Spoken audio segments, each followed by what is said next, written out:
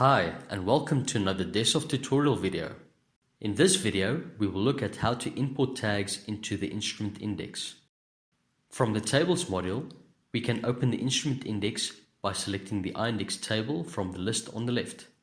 Once open, this will display all the existing tag numbers in our project.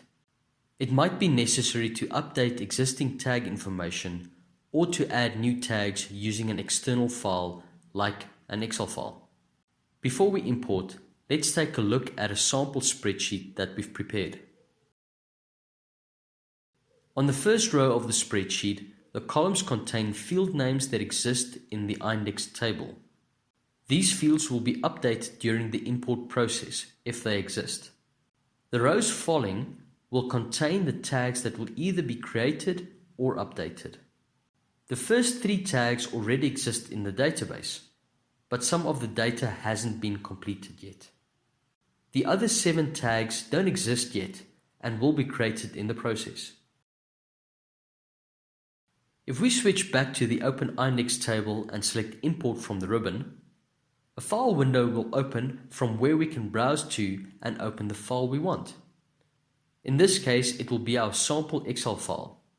Once we've selected the file, we can choose which fields will be used to compare existing tags to those found in the import file. Typically, we will use the tag num field and click OK. Once the dialog has closed, we can refresh the index table to see the import results.